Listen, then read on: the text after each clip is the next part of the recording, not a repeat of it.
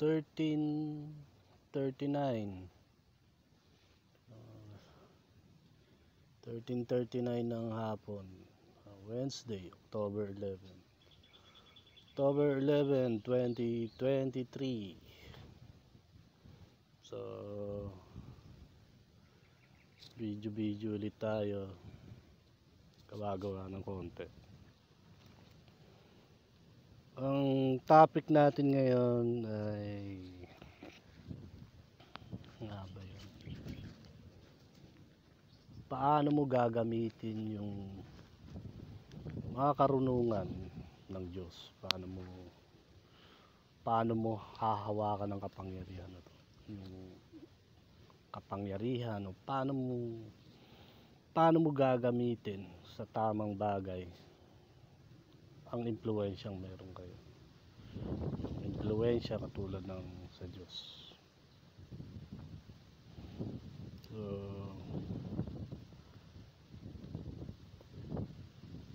bago muna tayo magsimula doon,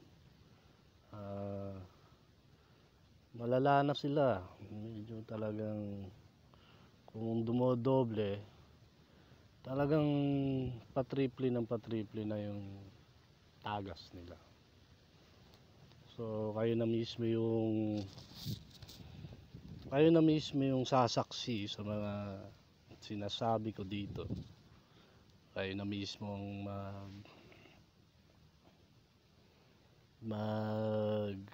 mag-iimbestiga, aalam ng mga nangyayari dito. So okay, punta tayo dun sa impluwensya sa kapangyarihan ng Diyos. So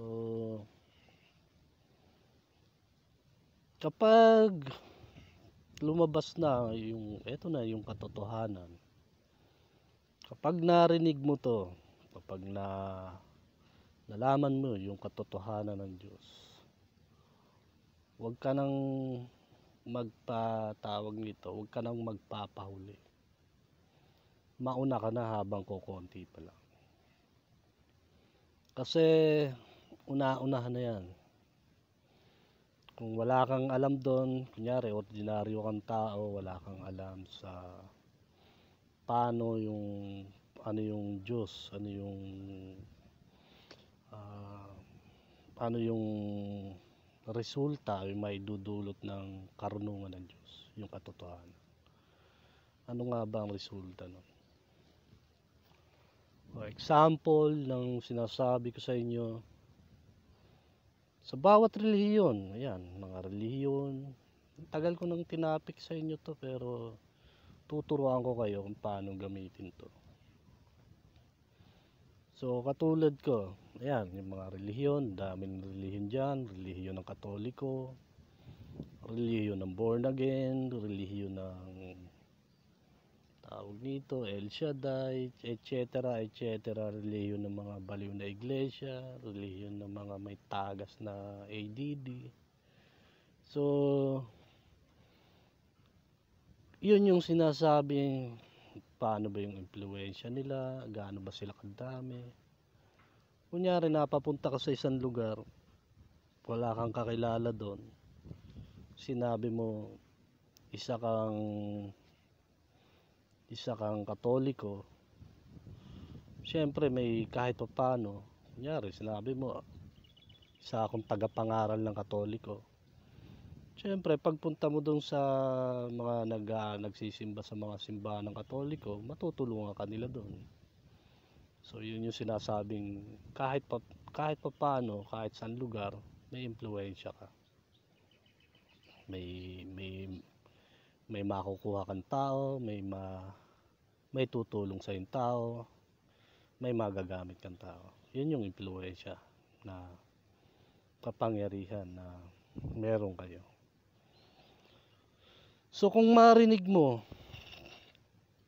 ang kapangyarihan to, huwag kang sabihin ko sa inyo na huwag kayong magpapahuli. Kasi habang kunyari ako Ako, ayan, meron na nga nang-aagaw, meron na nga nang-aangkin. Sa inyo na yon. Huwag nyo lang gagamitin ang pangalan ko. Inyo yan, hindi akin. So kung nalalaman mo na may katotohanan na ganito, magmadali ka na. Kasi uusbong ang bagong kapangyarihan na kunyari sa lugar mo, binigyan ka ng Espiritu ng Diyos. Nangaral ka, lahat ng pinangangaral mo ay puro katotohanan ng Diyos. Naniwala sa iyo ang tao, marami ka ngayong naging tagasunod, marami ka ngayong naging taga-assist, taga-tulong mo hanggang sa dumami kayo. So, nagiging malakas ka ngayon, nagiging maimpluwensya ka ngayon dahil marami ka ng kakilala, marami ka ng kagrupo, hanggang sa hawakan mo ang kapangyarihan ng Diyos. Yun yung sinasabi impluwensya. So, parang ganito yung sa mga fraternity. So, hindi lang naman kasi sa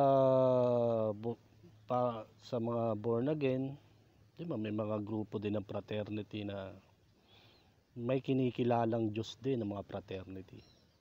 So meron silang tinatawag na Ama, meron silang tinatawag na kung ano-ano, basta may Diyos silang tinatawag doon sa mga frat. So lahat yun, kung nakuha mo ang kapangyarihan ng Diyos, lahat yun mai-impluwensyahan mo ng katotohanan. Mai-impluwensyahan mo ng kapangyarihan. Lalo na't maipapaliwanag mo sa kanila yung mga totoong aral ng Diyos. So, ganun kalaki. So, dito sa atin, ano ba yan? Naiina naman ako. Iihi ko lang eh. Ay. So, sa atin dito, katulad nga na sinabi ko, kung hinahadlangan to dito sa Cavite at hindi kaya tong itanggol ng mga tao rito, hindi to mapapapunta sa kanila. Kaya nga napakaganda nito na kung may isang lugar dito na doon mapupunta ang mga karunungan ng Diyos, yung mga tao magpupuntahan yun doon. Kasi naandun ang karunungan at katotohanan ng Diyos. O, di ba? Kasi bibihira naman kasi ngayon nung unang panahon makapagsabi ka lang ng hindi maganda sa Diyos, patay ka na. Mapapagalitan ka ng lolo't lola mo, minsan mapapalo ka pag may nasabi kang di maganda tungkol sa Diyos. So ngayon parang binaliwala na yung mga kulturang ganun. Kasi nga parang pinarating ng demonyong to ay gawing baliwalain ng Diyos. So yung kulturang yon nawawala hanggang sa mabaliwala ang tungkol sa Diyos. So ang ginagawa ng mga demonyong to, halimbawa sa Senado o politiko, gusto nilang iupo doon yung mga tanga. Kasi pag nakaupo yung mga tanga, sunod-sunuran lang yan. Kasi anong mailalaban ng isang tanga? Paano nga, kunyari dito kasi di ba mga baliw na iglesia yan, nagpapaupo ng mga politiko, yung mapapasunod nila. So ganun ang nangyari sa atin. Nagpapaupo sila ng kaya nilang hawakan sa leg. Kaya nilang diktahan. Kaya nilang paikutin sa kamay. Pero tayo hindi ganun. Malayo tayo doon. Kasi ang layunin natin ay ibigay ang katotohanan sa mga tao. Ngayon, pag naibigay na natin ang katotohanan sa tao, sila ay susunod sa katotohanan yun. Kung sino ang nagbigay ng katotohanan yun. Kasi ano ba ang logic, pinaka-logic to na ano ba ang gagawin ng tao kung doon sa'yo, kunyari sa'yo niya natututunan ng katotohanan na to. So malamang susunod siya sa'yo at magpapaturo siya sa'yo, magkakaroon ka ng maraming followers, maraming tagasunod. Parang yung halimbawa noon na sila Pablo, mga inutusan ng Diyos, mga sinugo ng Diyos. Sila ay yung mga ordinaryong tao.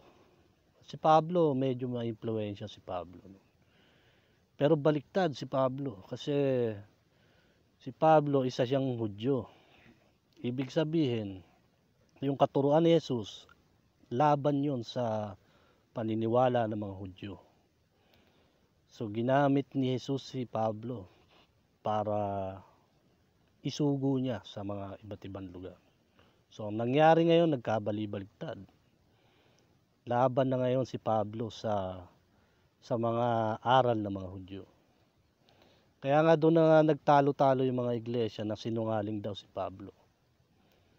Kasi nga, ang sabi ni Pablo doon, kung sa kanyang pagsisinungaling ay ikakaligtas. Kasi ang dating kultura ni Pablo ay kultura ng mga Hudyo. Kanino siya nagsisinungaling? Doon siya nagsisinungaling sa kultura ng Hudyo, hindi sa Diyos. Nakuha niyo ako. Kaya nga mukhang tanga itong mga putang inan to eh. Kasi doon lang sila sa nababasa. Hindi nila nakikita yung kwento, kung ano yung bold. Kaya nga sinabi niya, kung sa kanyang pagsisinungaling ba yun, sa kaliligtas niyo. Doon siya nagsisinungaling sa kultura ng mga Hudyo, sa mga aral ng mga Hudyo. Doon siya nagsinungaling. Pero sa aral ng Diyos, hindi siya nagsinungaling doon. Kasi nga, magkalaban yun sa aral ng Hudyo at aral ni Jesus. Kasi ang kultura ng Hudyo ay ang ama lamang, ng Diyos. So nung dumating si Jesus, itinuro kay Pablo ang mga pangangaral aral ni Jesus. So doon na nalaman yung mga tawag nito, mga ihina ako, mga lihim na bagay na sa una't una pa, bago pa simula ng paggawa sa mundo, yung sabi nga sa Roman, na bago pa magsimula ang mundo, yun na yung pinakaaral. Sa una't una pa. Sa nakalimutan ko na, ba yan? Pakita natin sa inyo bago umihi. Magkakat muna tayo kasi ito na naman. Sunod-sunod na naman yung ihi ko kasi doon sa bahay talagang inaabangan nila ako pag iihi ako doon. Marami silang kuntsaba. Marami silang kakuntsaba doon. Kahit dito sa bukid, may mga tao dyan na nakaabang sa akin. So, eto, basahin natin. Saan na ba yun? At ngayon, sa kanya na makapangyarihan, lagyan natin ng okay. O yan may araw. May araw. At ngayon sa kanya na makapangyarihan sa inyo makapagpatibay ayon sa aking ebanghelyo, pinapangaral ni Jesucristo ayon sa pahayag ng hiwaga na natago sa katahimikan ng panahong walang hanggan. So matagal na, napakatagal na. Teka, paano ko ba maibabalik to? Ayun. So datapwat nahayag na ngayon. Napakatagal na. So sa katahimikan ng hiwaga ng panahon natatago. Nung unang panahon pa. Ang hiwagang yon, kasi nga nung unang panahon nagkasala sila Adan at Eva. So hindi sila makakapasok sa buhay na walang hanggan na yun. Kasi baka makapita sila ng bunga, makakain sila ulit ng bunga, magkaroon sila ulit ng buhay. So isinumpa ni Jesus sila Adan at Eva para hindi sila makapunta doon sa buhay na walang hanggan, sa puno ng buhay. So napakalaking hiwaga, di ba? So datapwat nahagyag na ngayon sa pamamagitan ng mga kasulatan ng mga propeta, pinag-uutos ng Diyos na walang hanggan, ipinakikilala sa lahat ng mga bansa upang magsitalima sa pananampalataya sa isang Diyos na marunong sa pamamagitan ni Jesucristo na sumasa kanyang kaluwalhatian magpakailaman. Siya naman. So nakakasawa na sa akin to yung mga paulit-ulit na aral. Sa akin kasi aral naman na gusto ko yung magsalita sa dila. Paano ka ginagabayan ng Espiritu sa dila, ganun ka magsasalita. Kung paano ka nagsasalita, dapat nakabase yan sa Biblia, nasasabi. So, kung magmadali kayo doon sa mga followers ng The Rock of Jesus Christ, kasi pagdating ng panahon, tandaan nyo yung sinabi ko na pagtatawanan nyo yan. Pagtatawanan sila. Kasi pag sinabing ilan ng Diyos, meron lang lamang tayo nakikilala ng isang Diyos. So makipagdebate ka, hindi na natin kailangan magpaliwanag kasi Biblia na mismo ang isasampal natin sa mukha nila. Yung mga nakasulat na mismo ang isasampal natin sa kanila. So kailangan pa ba natin magpaliwanag? Hindi na. So pag nagpaliwanag pa tayo, parang hinukay na nila yung sarili nila. So pag nagpaliwanag pa tayo, mas matindi. So ganun kabigat yun. Kasi ang Biblia punong-puno ng parabola at hiwaga. So hindi mo yung basta-basta mababasa kung hindi mo naunawaan ang kwento, ng buong kwento ng Biblia. So ihi muna ako at balik tayo mamaya. Awit talaga. Mamaya ako na i-upload to.